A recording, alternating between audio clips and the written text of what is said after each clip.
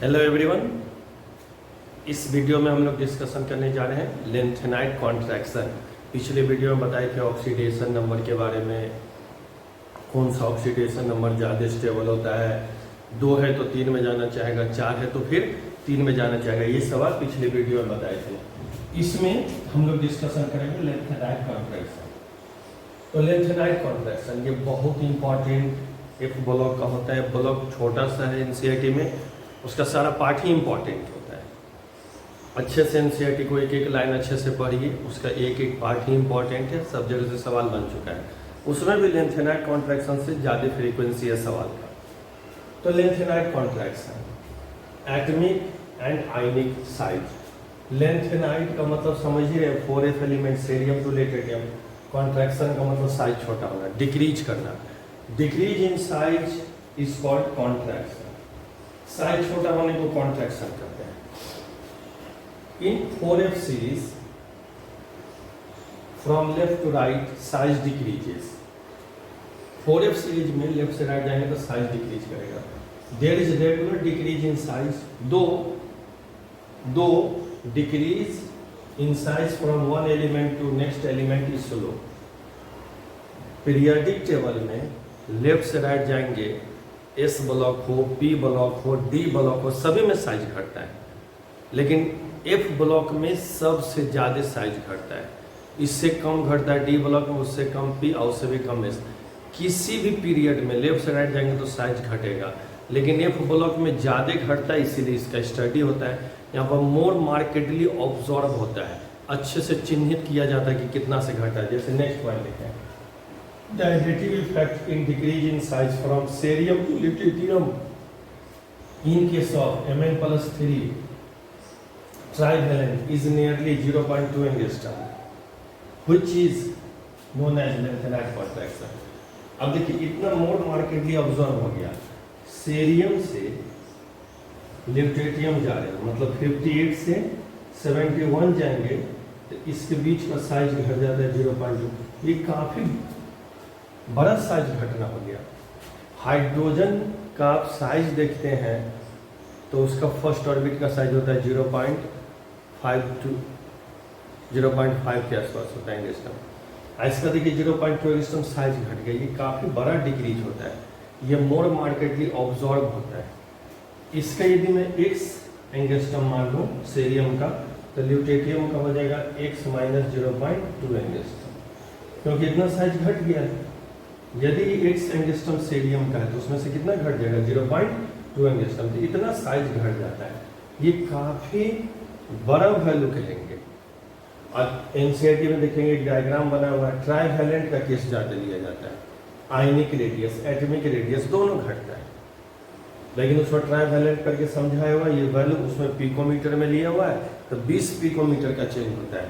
Cerium plus 3 से trivalent करने का क्या मतलब है, सेरियम प्लस 3 से ल्यूटेटियम प्लस 3 जाता है।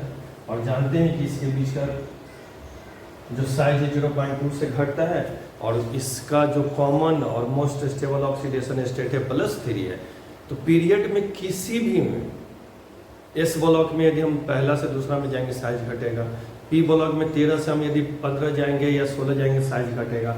लेकिन एफ ब्लॉक में बहुत ज़्यादा साइज घटता है, इसीलिए इसको बोला जाता है लेंथेनाइट कॉन्ट्रैक्शन। क्योंकि लेंथेनाइट है, 4f एलिमेंट, ऐसे का केमिस्ट्री नोन भी है। एक्टिनाइट सीरीज का केमिस्ट्री बहुत कॉम्प्लिकेटेड है। ये में सवाल भी सर्सन रीजन में आया हुआ है कि 5f एलिमेंट्स का केमिस्ट्री कॉम्प्लिकेटेड क्यों है, तो उसके पीछे 2 कारण दिया जाता है। एक तो एफ ब्लॉक का मोस्टली एलिमेंट रेडियो एक्टिव है, रेडियो एक्टिव का आप केमिस्ट्री आप अच्छे से स्टडी नहीं कर सकते, इसीलिए कॉम्प्लिकेटेड है उसका। दूसरा, उसका ऑक्सीडेशन नंबर भी देखिएगा तो वेरी करता है, +7 +8 तक भी जाता है उसका, जबकि इसमें +2 +3 +4 most common stable oxidation strength +3। तो साइज जो घटता है फ्रॉम सेरियम से ल्यूटेटियम वो 0.2। ये स्लोली होता है, ग्रेजुअली, धीरे धीरे, ऐसा नहीं कि एक ही बार।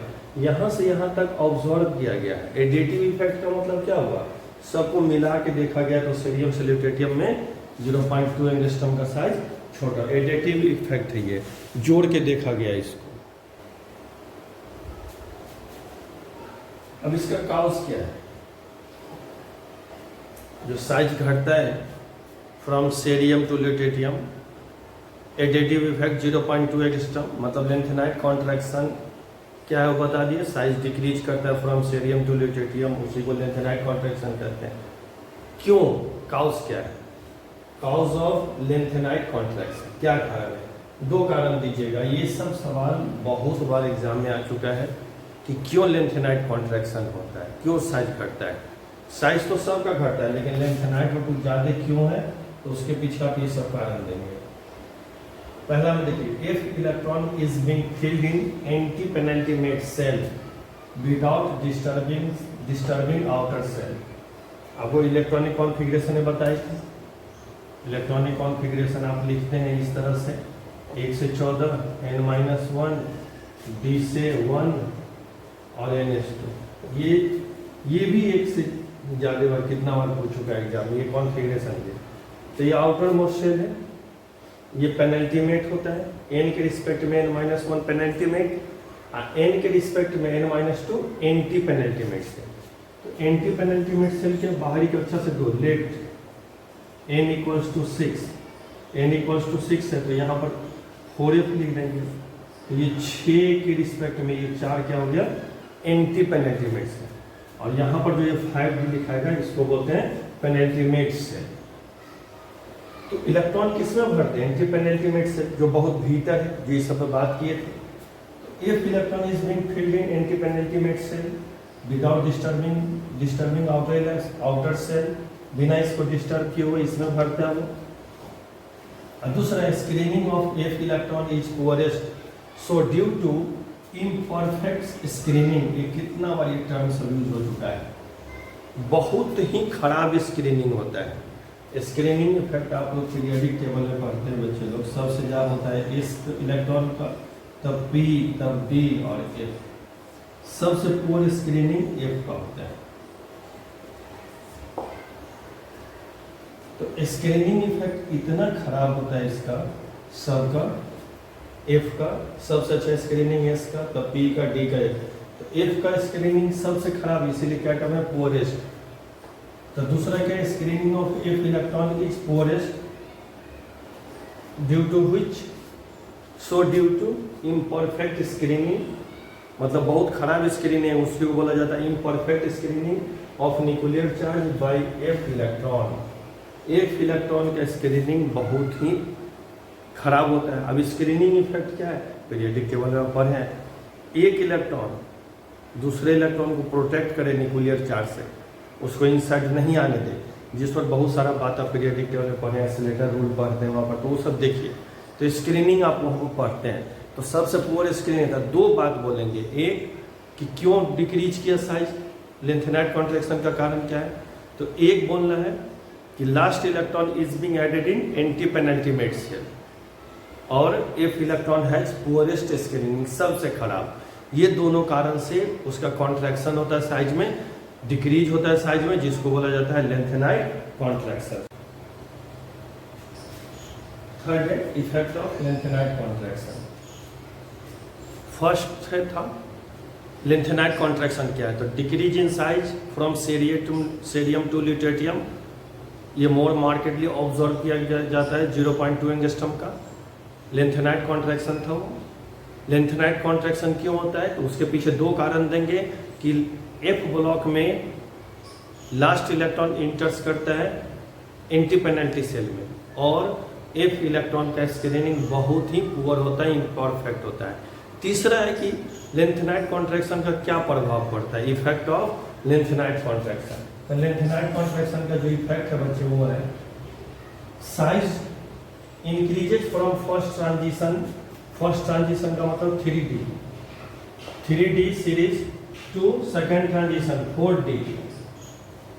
Size increases from first transition 3D series to 4D transition series, but there is hardly increase in size from second मतलब 4D to third transition 5D transition series of elements in group. It is direct result of lengthenite contraction. This is direct effect of lanthanide contraction. Size बढ़ता है, size बढ़ता है कहाँ से कहाँ? First transition to second transition. First transition मतलब 3D to 4D, but size मुश्किल से बढ़ता है, hardly increase in size from 4D to 5D। ये क्यों ऐसा होता है? तो ये लेंथेनाइट कॉन्ट्रैक्शन का डायरेक्ट इफेक्ट है। दूसरा लिखे हैं, the effect of lanthanide contraction decreases towards right.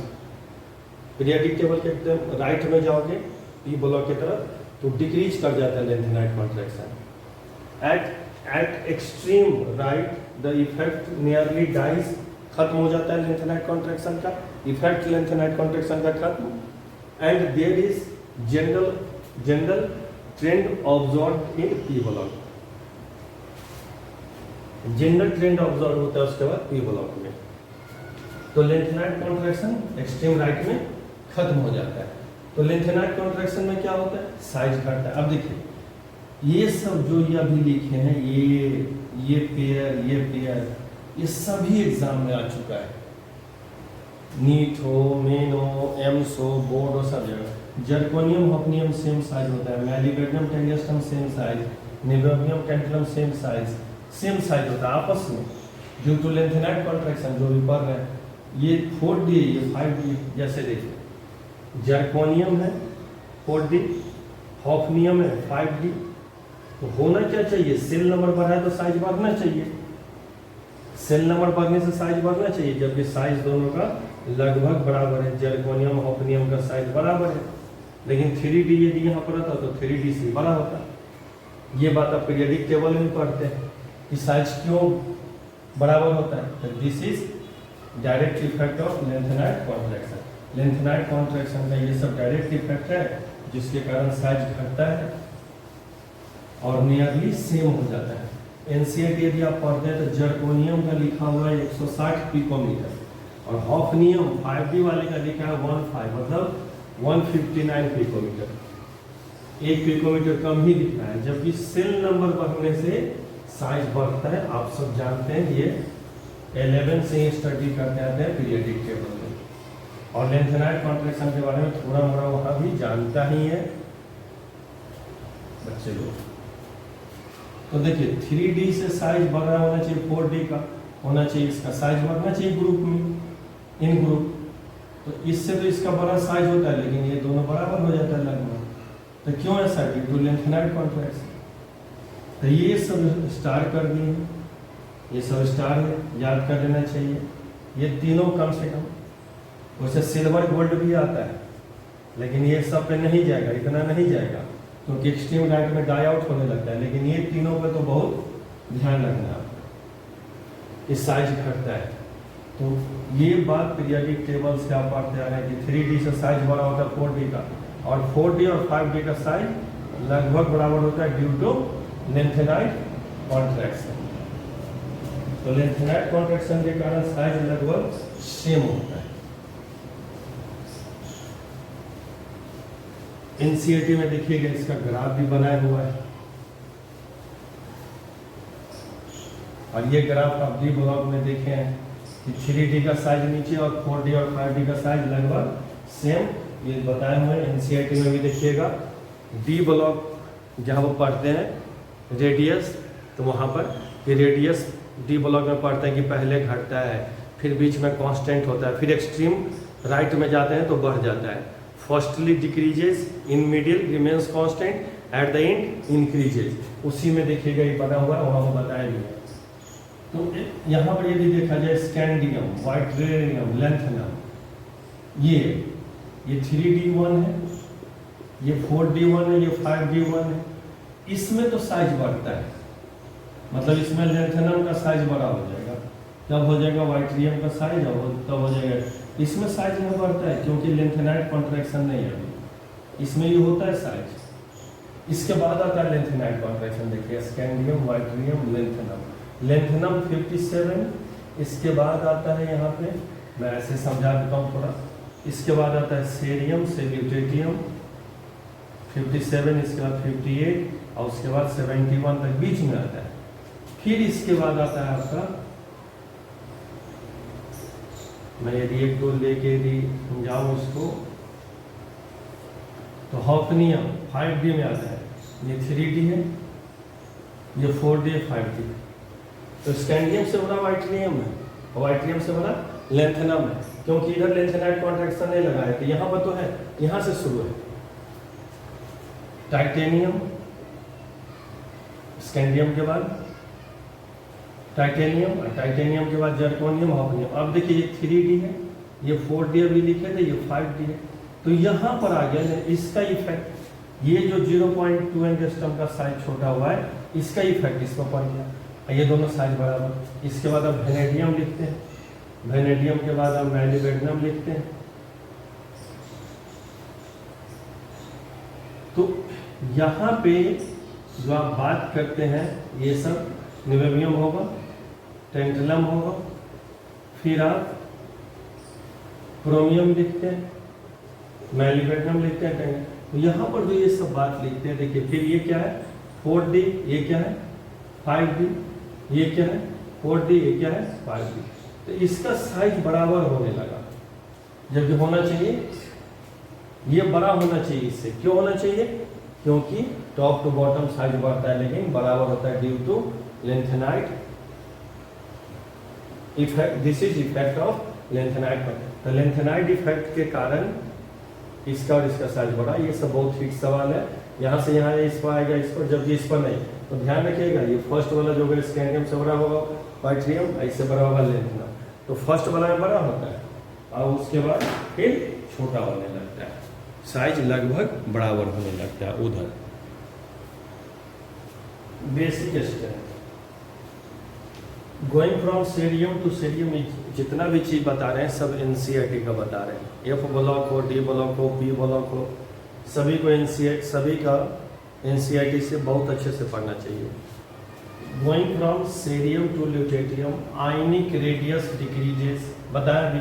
Therefore the basic nature of MOH का होता है hydroxide decreases from cerium to lutetium. सबसे ज्यादा बेसिक ये हो जाएगा, मोस्ट बेसिक हो जाएगा, ये लिस्ट बेसिक होगा अपने में। सबसे ज्यादा बेसिक ये होगा, सबसे कम ये होगा। फिर है the hydroxide of lanthanides are less basic than calcium hydroxide but more basic than aluminium hydroxide due to metallic nature, due to polarisation. देखिए सेरियम से ल्यूटेटियम जा रहे थे, इसके बीच में एलिमेंट है, सब +3 है क्योंकि मोस्ट स्टेबल। तो इसका हाइड्रोक्साइड जो लीजिएगा ये अपने ग्रुप में सबसे ज़्यादा हो जाएगा, ये मोस्ट बेसिक है अपने ग्रुप में। और से यहाँ से यहाँ तक में जो इसका हाइड्रोक्साइड है ये लिस्ट बेसिक, लिस्ट बेसिक सबसे कम बेसिक है अपने ग्रुप में। सेरियम से ल्यूटेटियम ये सबसे ध्यान रखना है। क्यों? क्योंकि सेरियम से ल्यूटेटियम +3 जा रहा है तो साइज छोटा हो रहा है, और साइज छोटा होगा अकॉर्डिंग टू फजनसुल पोलराइजेबिलिटी ज़्यादा होगा, पोलराइजेबिलिटी ज़्यादा होगा तो कोवैलेंट कैरेक्टर ज़्यादा आएगा। तो इसमें ज़्यादा आयनिक कैरेक्टर देन इसमें due to small size polarising power बढ़ जाता है, केटाइन के पास पोलराइजिंग पावर होता है। तो आप सिर्फ इतना बोलिएगा कि due to small size ionic character decreases, ionic character घटने के कारण बेसिक स्ट्रेंथ घटता है। फिर देखिए यहाँ पर अब कैल्शियम हाइड्रोक्साइड है, ये ज़्यादा बेसिक होगा। लेंथेनाइट में एलन लिख देना, तो एलन का मतलब सेरियम टू ल्यूटेटियम होता है। लेंथेनम एलन, तो एलन लिख दिए हाइड्रोक्साइड, इसमें से कोई भी हो सकता है। ये ज़्यादा बेसिक होगा, तब होगा एल्युमिनियम का ये वाला, ये बेसिक स्ट्रेंथ है। ये सब एनसीईआरटी में दिया हुआ है। तो जो जो चीज़ एनसीईआरटी में रखता है ना उसको आप अच्छे से आपको पढ़ना चाहिए। बेसिक स्ट्रेंथ एलन का मतलब सेरियम से ल्यूटेटियम। क्यों इसका बेसिक स्ट्रेंथ घटा है? क्योंकि सेरियम से ल्यूटेटियम जाएगा तो साइज छोटा होगा, साइज छोटा होगा तो आयनिक कैरेक्टर घटेगा, आयनिक कैरेक्टर घटेगा तो बेसिक स्ट्रेंथ घटेगा। तो कैल्शियम हाइड्रोक्साइड ज़्यादा बेसिक है, लेकिन एल्यूमिनियम के साथ बेसिसिटी। अब यहाँ भी पूछे कि क्यों एल्यूमिनियम हाइड्रोक्साइड लेस बेसिक है, तो बोलेंगे स्मॉल साइज होने के कारण मेटलिक कैरेक्टर भी घटता है। ये है लेंथनम है +3, Ln है, एल्यूमिनियम है, तो सबसे ज्यादा कोवेलेंट कैरेक्टर इसी में होगा और सबसे ज्यादा आयनिक कैरेक्टर इसमें, तब इसमें, क्योंकि सबसे छोटा साइज हो जाएगा, हाई पोलराइजिंग पावर है, पोलराइजिंग पावर ज्यादा होगा तो कोवेलेंट कैरेक्टर बढ़ता है अकॉर्डिंग टू फजन रूल। तो इसीलिए इसका हाइड्रोक्साइड मोर बेसिक देन इसका लेंथनम का हाइड्रोक्साइड, और देन ये सब स्पेसिफाइड किए हुए टेक्स्ट बुक में, तो आप ये स्पेसिफाइड रखे। अब पूछे कारण बताओ तो आयनिक कैरेक्टर, पोलराइजिंग पावर, ये सब बोलना, high polarising power, ionic character, इसका कारण बेसिक स्ट्रेंथ ऐसा होता है। तो ये सब चीज जितना ना एनसीईआरटी का एक चीज आप उसको अच्छे से पढ़िए। इस समय थ्योरेटिकल है, इसमें तो कोई न्यूमेरिकल है नहीं, थ्योरी है। एक चीज को बेसिक चीज है, एक चीज को बारीक से पढ़िए, बिल्कुल क्लियर हो जाएगा। कॉम्प्लेक्स फॉर्मेशन नेक्स्ट है। तो कॉम्प्लेक्स फॉर्मेशन तो पूरा कोऑर्डिनेशन में बात किए ही है, डी ब्लॉक में भी बात किया है कॉम्प्लेक्स फॉर्मेशन का, इसमें भी देख लीजिए। In compare to transition metals the lanthanide metals do not form complexes with ease as the size of lanthanide is comparatively large। Transition element के कंपैरिजन में तुलना में एफ ब्लॉक एलिमेंट उतना आसानी से कॉम्प्लेक्स नहीं बनाता है, क्योंकि एफ ब्लॉक का साइज बड़ा होता है डी ब्लॉक से। लेंथेनाइड कॉन्ट्रैक्शन से उसका साइज छोटा नहीं कर दीजिएगा, एफ ब्लॉक का साइज बड़ा होता है डी ब्लॉक से, इस कारण से। फिर the most common and most stable complexes formed by them are with chelating ligands. जानते हैं चिलेटिंग लिगेंड्स किसे कहते हैं, like EDTA, oxalic acid, acetyl acetonate, ACAC, ये सब बात पढ़े हैं हम लोग, ACAC ये सब। The coordination number of central metal in complexes is generally higher than 6, 6 से ज़्यादा ही होता है।